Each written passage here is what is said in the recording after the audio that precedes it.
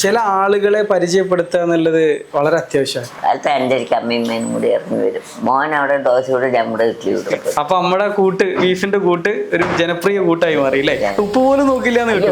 ആരെങ്കിലും ഫസ്റ്റിന് വന്ന് അവരൊക്കെ ഇറച്ചിക്ക് വന്ന് ആദ്യം ഒരു കഷ്ണം എടുത്ത് കൊടുക്കും.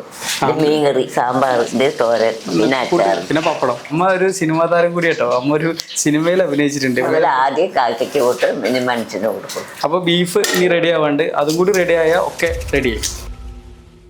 നമ്മൾ പാലക്കാടുള്ളത്. നമ്മൾ ഒരുപാട് വീഡിയോ ചെയ്യാറുണ്ട്. അപ്പോൾ വീഡിയോകൾ ചെയ്യുമ്പോൾ ചില ആളുകളെ പരിചയപ്പെടുത്തുക എന്നുള്ളത് വളരെ അത്യാവശ്യമാണ്. കാരണം ഇതുപോലുള്ള ആളുകൾ വളരെ കുറച്ചേ ഉള്ളൂ. ഇപ്പോൾ നമ്മൾ പാലക്കാട് പന്നിയങ്കര എല്ലാവർക്കും അറിയുന്നുണ്ടാവും. ഇവിടെ ടോളിനടുത്തുള്ളൊരു വീട്ടിലെ ഊണ് അത് നടത്തുന്ന കാശമ്മ എന്ന് എല്ലാവരും വിളിക്കുന്ന സത്യഭാമ അമ്മയുടെ അടുത്താണ് നമ്മളുള്ളത്. അമ്മ നമസ്കാരം. നമസ്കാരം. ഇങ്ങനെ ഒരു ആളുകൾക്ക് ഇങ്ങനെ വെച്ച് വിളമ്പൽ തുടങ്ങിയിട്ട് ഒരു ഹോട്ടൽ ചെറിയ രീതിയിൽ അല്ലേ തുടങ്ങിയിട്ട് ഏകദേശം ഇപ്പോൾ ഒരു അരനൂറ്റാണ്ടിൽ കൂടുതലായി ഉണ്ടാവും. 50 വർഷത്തിൽ കൂടുതലായി എന്നാണ് ഞാൻ കേട്ടത് അല്ലേ? എവിടെയായിരുന്നു ഇത്? എങ്ങനെ തുടങ്ങുന്നത് ഈ ഒരു സംരംഭം? ഞങ്ങൾ അവിടെ കട ടോളിന്റെ അവിടെ ടോള് വന്നപ്പോ ഇങ്ങോട്ട് മാറേണ്ടി വന്നു. അപ്പൊ ഇവിടെ സ്ഥലം മേടിച്ച് ഇവിടെ തുടങ്ങി. ഇവിടെ ഇത് തുടങ്ങുമ്പോ ആരൊക്കെ ഉണ്ട് നമ്മുടെ കൂടെ? എന്റെ ആങ്ങളുടെ ഭാര്യ, മക്കള്, എന്റെ മക്കള്. വീട്ടിലെ ഊണായിട്ട് വീട്ടിൽ തന്നെയാണ് തുടങ്ങിയത്? എല്ലാവരും വീട്ടിൽ തന്നെ വരുന്നത്. ആദ്യം കാക്കയ്ക്ക് കൊടുത്ത് പിന്നെ മനസ്സിന് കൊടുക്കും. ആദ്യം കാക്കയ്ക്ക് കൊടുക്കും. നമ്മള് കാരണന്മാർക്ക് വെച്ചു കൊടുക്കുക എന്ന് പറയും അല്ലെ? വീട്ടിലൊരു എല്ലാ ദിവസവും ചെയ്യും. എല്ലാ ദിവസവും വീഡിയോക്കാർ വന്നും എടുത്തിട്ട് അവര് പറഞ്ഞു നോക്കട്ടെ. ഞങ്ങള് പറഞ്ഞു ചോറ് വെച്ചാൽ നമ്മൾ കാക്ക നല്ല ഒരു കൂട്ടാണ്. അവരപ്പുറേ വന്നപ്പോ ഞാൻ കൊണ്ടുപോകണം കണ്ടിട്ട് കാക്ക വന്നപ്പോ അവര് അങ്ങനെ ഫോട്ടോ. നമ്മുടെ കാരണന്മാർക്കൊക്കെ ആദ്യം കൊടുക്കുക, അതിനുശേഷം ഭക്ഷണം കൊടുക്കുക. ഇവിടെ എന്തൊക്കെ ഉണ്ടാവും? കാലത്ത് മുതലുണ്ടോ? ഇഡ്ഡലി ദോശ. എത്ര മണിക്ക് ഉണ്ടാവും? കാലത്ത് 5:30 അമ്മയും കൂടി ഇറങ്ങി വരും. അമ്മയും മോനും കൂടി ഇറങ്ങി വരും. ആ മകനാണ് വിശ്വനാഥൻ അല്ലേ? അപ്പൊ രണ്ടാളും കൂടി ഇറങ്ങി വന്നിട്ട് അപ്പൊ എന്തൊക്കെയാ രാവിലെ ഭക്ഷണം ഉണ്ടാവുക? മോൻ അവിടെ ദോശ കൂടെ നമ്മുടെ വീട്ടിൽ വിടും. അതാണ് രാവിലത്തെ. അത് കഴിഞ്ഞ് പിന്നെ ഉച്ചക്ക് 7 മണിയാകുമ്പോഴേക്കും പണിക്കായിട്ട് വരും. ഉച്ചയ്ക്ക് ഊണാണ് പിന്നെ മെയിൻ. ഉച്ചയ്ക്കുള്ള മെയിൻ അതാണ് ഇവിടുത്തെ വീട്ടിലെ ഊണ് എന്ന് പറയുന്നത്. ഉച്ചയൂണാണ്. ഉച്ചയൂണ് ഒരുപാട് കറികൾ. എങ്ങനെയാണ് ഇതിന്റെ ഒരു? സാമ്പാർ, ഉപ്പേരി, അച്ചാറ്, പിന്നെ മറവിച്ച്.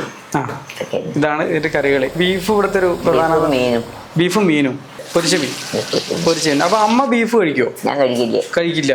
പിന്നെ എങ്ങനെ ഈ ബീഫിന്റെ കൂട്ട് ഇത്ര രസകരമായിട്ട്? അതങ്ങനെ ചെയ്യന്നെ. ഉപ്പ് പോലും നോക്കില്ല. ഫസ്റ്റിന് വന്ന് അവരൊക്കെ ഇറച്ചിക്ക് വന്ന് ആദ്യം ഒരു കഷ്ണം എടുത്ത് കൊടുക്കും. അവര് നോക്കും എന്താണ് അതിലെ സംഭവം. അത് ശരി, അങ്ങനെയാണ്.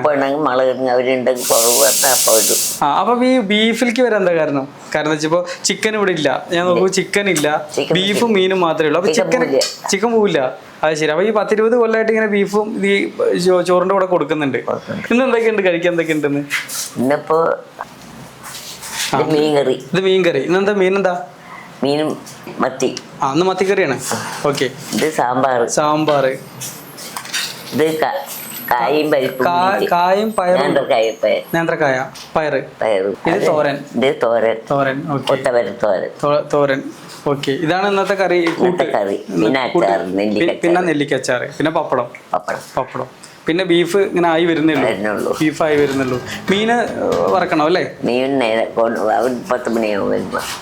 10 മണിയാകുമ്പോ പുതിയ മീൻ മേടിച്ചിട്ട് വരുമ്പോ കട്ട് ചെയ്ത് വരുമ്പോ അത് ആ സമയമാവും. ഇപ്പൊ ആവോലിയും ചെമ്പല്ലിയാണ് ഇപ്പൊ ഉള്ളത് ഇന്നത്തെ മീന്. ഓക്കെ.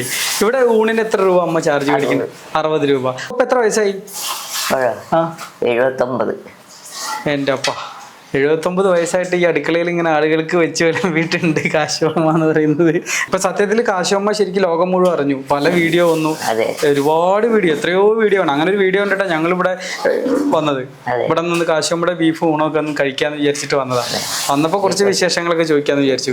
അല്ല, അതിന്റെ ഇടയ്ക്ക് അമ്മ ഒരു സിനിമയിൽ അഭിനയിച്ചൊരു കഥ കേട്ടല്ലോ, അതെന്താ സംഭവം? ഏതായിരുന്നു? മേലെ വാര്യത്തെ മാലാകുട്ടികൾ. അമ്മ ഒരു സിനിമാ താരം കൂടി കേട്ടോ. അമ്മ ഒരു സിനിമയിൽ അഭിനയിച്ചിട്ടുണ്ട്, മേലെ വാര്യത്തെ മാലാകുട്ടികൾ. അതിലൊരു വേഷം. അത് അപ്പൊ വീട് എവിടെയായിരുന്നു? അപ്പുറത്തായിരുന്നോ?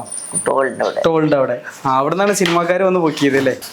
അപ്പൊ ബീഫ് ഇനി റെഡി ആവാണ്ട് അതും കൂടി റെഡി ആയാൽ ഒക്കെ റെഡിയായി. നമ്മുടെ ചോറ് വന്നു. ഇതാ കായും പയറും, നേന്ത്രക്കായും പയറും കൂടിയുള്ളൊരു കറി, നമ്മുടെ എലശ്ശേരി പോലെ ഒരു കറി, തോരൻ, അച്ചാറ്. നേരത്തെ നമ്മൾ ഉള്ളിൽ കണ്ടു, പപ്പടം. ഇനി ബീഫ് കൂടി വരാണ്ട്. ബീഫുണ്ട്, മീനുണ്ട്. ഇതാണ് ഇവിടുത്തെ ഒരു വിഭവങ്ങൾ. ബീഫ് അതന്നെ. അപ്പോൾ നമ്മുടെ ബീഫും വന്നു,